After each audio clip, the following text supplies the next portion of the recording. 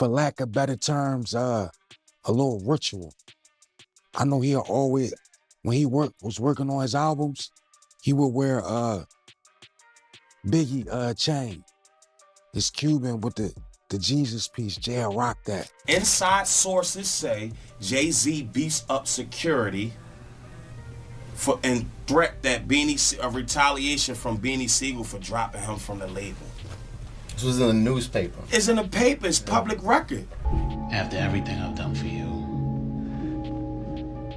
after always having your back,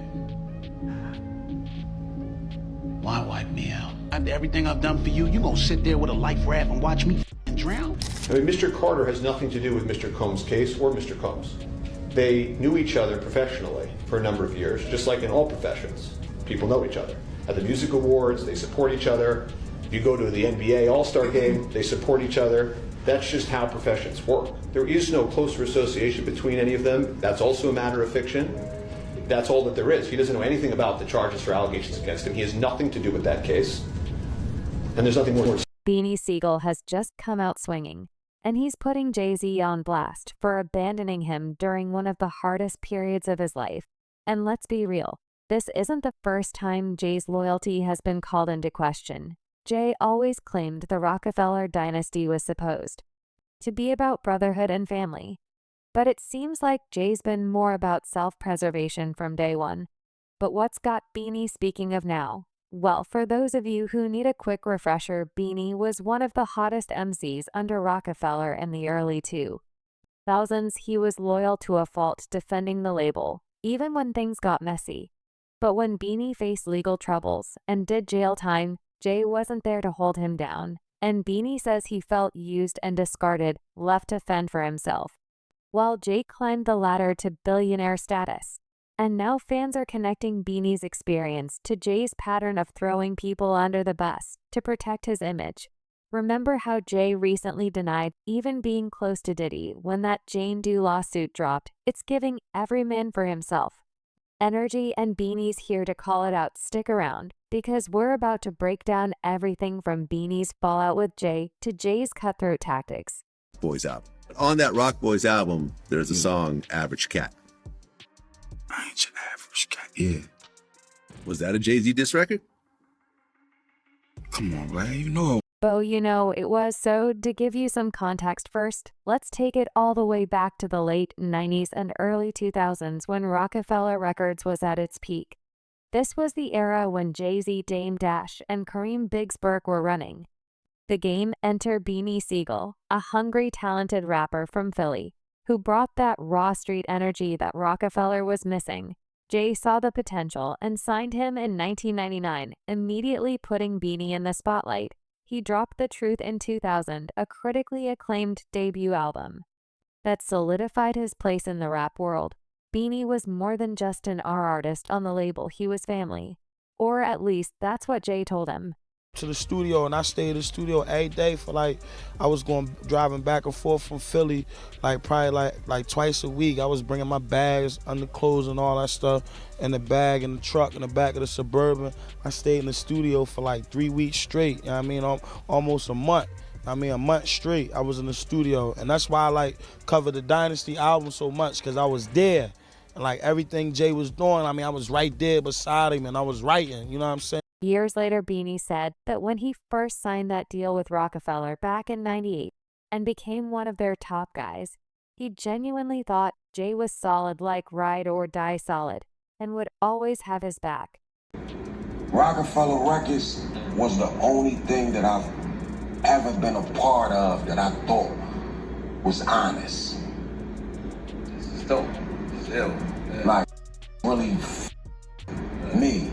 Right. For what it was. I ain't gonna lie, I'm from South Philly, so, you know what I mean? Smile, you know what I mean? Pray next to you, turn around, blow your head off. You said smile, shake your hand, pray next to you, and blow your head off. Yeah, all that vicious. That's where I come from. Yeah. Kill you, wash your body. Right. You know what I mean? Pray. Kill your son and fornicate with your daughter. Yeah, that's where I come from. Right. That's the world that I lived in. Right. So me being with Roc-A-Fella, the La Familia, I held on to that. It's I got something, and you know what I mean? And it's And they don't want shit from me. They just want me to do this. Right. This music. They got me. Right. And that's all I asked. You got me. Right. That's where I came from. I never looked at me having a career. I never looked at the business. It was La Familia, La Familia, La Familia. We a family. So during the early 2000s, Beanie was a key player on the Roc roster, which included artists like Kanye West, Memphis Bleek, and Cameron. He wasn't just dropping hits. He was Jay's right-hand man in the streets, making moves and defending Roc-A-Fella's honor. Remember the Roc-A-Fella state property clothing line that was Beanie's brainchild? The State Property movie was another Beanie venture. So he wasn't just a rapper, he was an integral part of the Roc-A-Fella empire. But things started shifting in the mid-2000s. By 2004, cracks were forming within the Roc-A-Fella family. Jay and Dame Dash were butting heads over the direction of the label, and Beanie was caught in the middle. He was loyal to both men, but when it came to time for Jay to take over Roc-A-Fella as part of his weapons violations, attempted. They try and get a boy 20 to 40 years. They came to me with a deal. Their deal was 18 to 36 years. Of course, I turned it down. Thought this was America, people. Guilty until proven innocent, huh? But when Beanie got locked up, he expected his Roc-A-Fella family, especially Jay, to have his back. Instead, he got silent.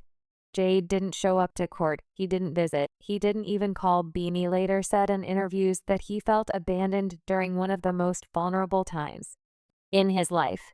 At that time, when, I'm going to court, and we about to be on tour. We on tour. So a whole nother tour. Yeah, we on a whole nother tour. So, I'm going for my bail hearing in the feds. And the judge asked Jay, everybody's saying all these good things and all that. The character witnesses, Dame, and, everybody's saying, and even Jay said a whole lot of good things about me, and the judge was going to let me go. Monitor. And she said, would you be willing, and that's the part that people don't have, would you be willing to be responsible for his whereabouts, not be responsible for my actions, just his whereabouts? Would you be willing to do that? Provide us with all the information, saying that he's going to be here, there. And after all that good and he said no. But it was like the way he said it.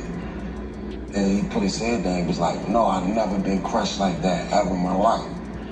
Cause I'm like, damn, this is my man, like how you... And I looked at it like, all right, no. Nigga, what if I had to get the f out of there? I'm in jail, I'm stood tall, all my but what if I really needed to go? This was going in my mind. Like, get out of jail, you say? Bro, I had attempted in the state and the federal charge and all this shit. The 40 years is over. This is what I'm facing, 40 years. Right. What if in my mind, I'm thinking like, damn, what if I really needed to roll? Be on a run and go. Like, I'm from this my man and I love him. If he skipped that, thinking, no, I'm getting my man, I'm getting him out by any means necessary. So for me to look him in his eyes and I'm shackled around the wrist, ankles and everything, and the man was like, oh. Like that fucked me up. It took everything in me not to let one go. Like that took away a lot of shit I thought that we had. Right. Like that's big. In fact, Dame Dash is the one who showed loyalty. Dame was there during Beanie's trial, standing by his side and supporting him publicly. At 5 in the morning, caught a flat. We caught a flat in Dame's van on the turnpike. We gotta wait for the spare to come. We're running a little late. And I gotta get suited up, booted up. And, you know, he is our brother, so we will be there to support him. Because at the Rock, we are a family. Meanwhile, Jay was focused on his own career, dropping the Black Album and planning his supposed retirement. And Beanie saw this as a slap in the face. He had gone to war for Roc-A-Fella. And when he needed support, Jay left him to fend for himself, and by 2000, and 5 Roc-A-Fella Records was a shell of what it was Jay took over as the president of DJam, while Dam and Biggs moved on to other ventures. As Beanie, he was stuck in limbo. He dropped his 3rd studio album, The Becoming, that year, and Incredible. Project recorded mostly while he was fighting his legal case. But it didn't get the push it deserved, because Jay, who was now in control of Roc-A-Fella, wasn't prioritizing him. In interviews, Beanie hinted that he was being iced out. He wasn't getting the same support or resources that Jay had once promised him, but someone who had been a loyal soldier. This felt like the ultimate betrayal. Beanie later revealed that Jay even blocked him from pursuing other opportunities, keeping him tied to Roc-A-Fella, but refusing to invest in his career.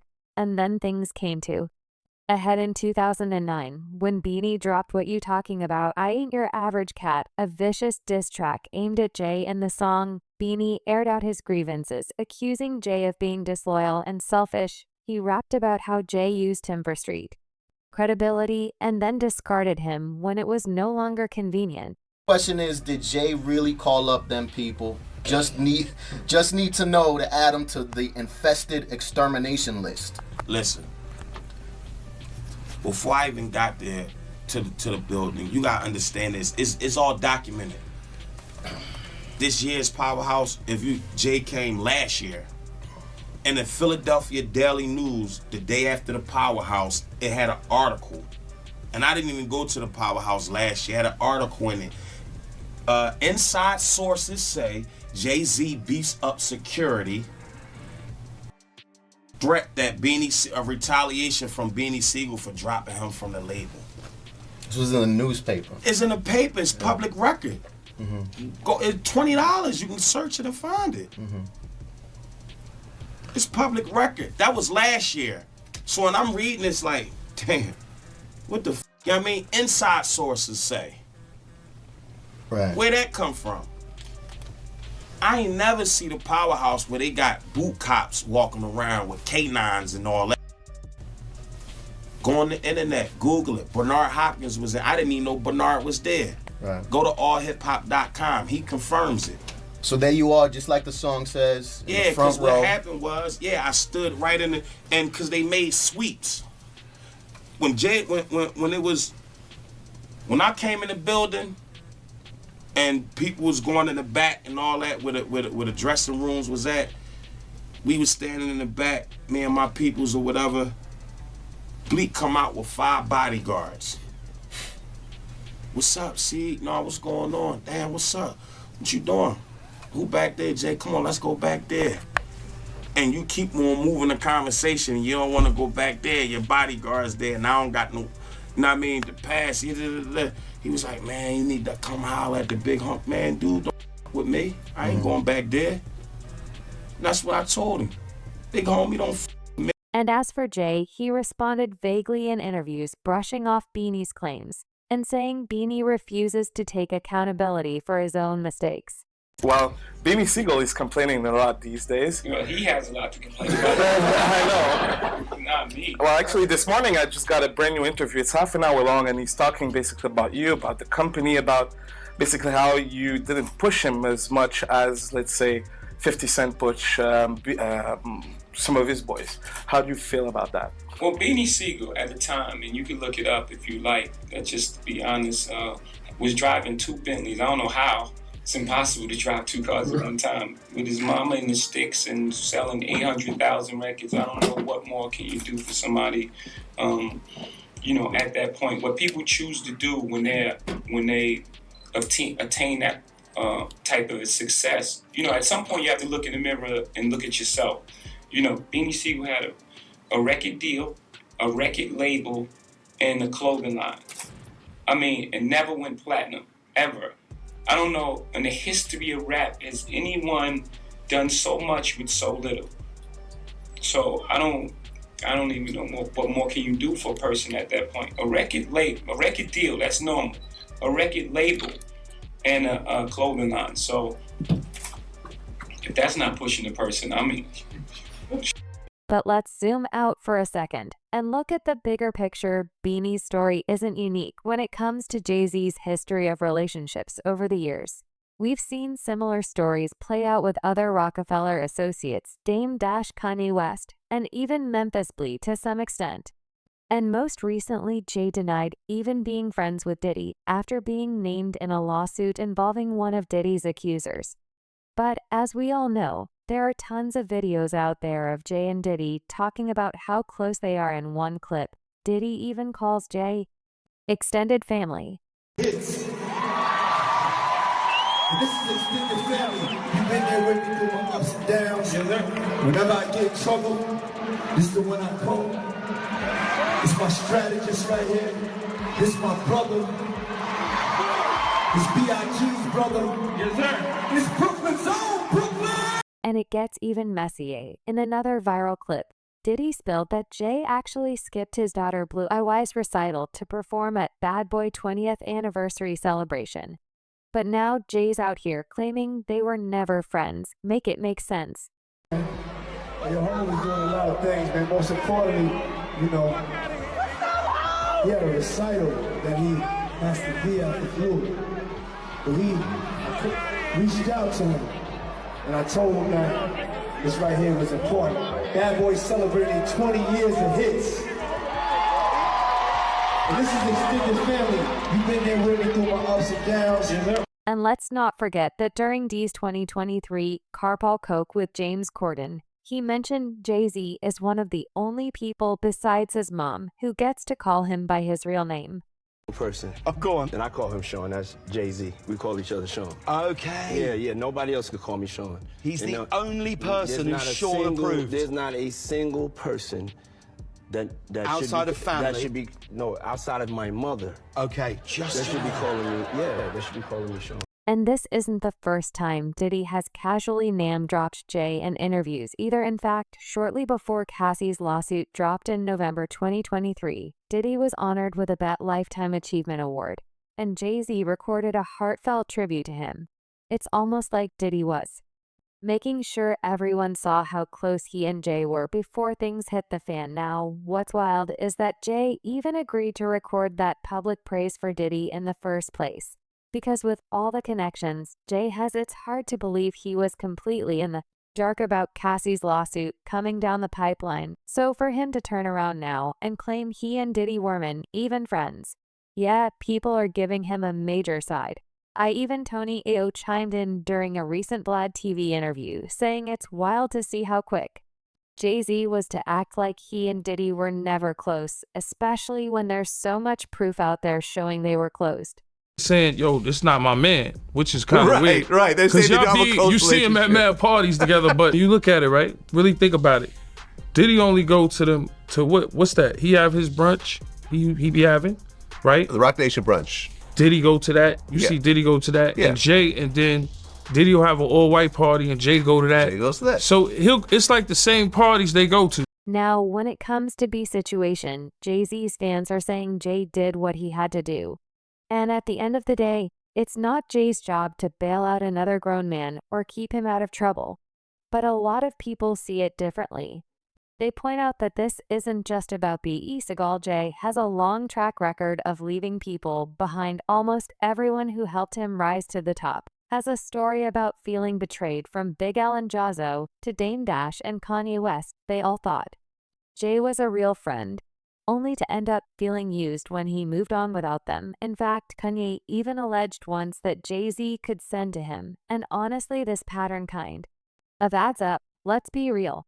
Nobody becomes a billionaire by being a good person. Now, Jay's lack of loyalty might make him look like a snake, but it's not exactly illegal. The real question is, are people valid for putting Jay on blast over his ruthless business moves? What's your take on the situation between Beanie and Jay? Is Beanie justified in feeling betrayed? Let me know in the comments, and don't miss out on this next video.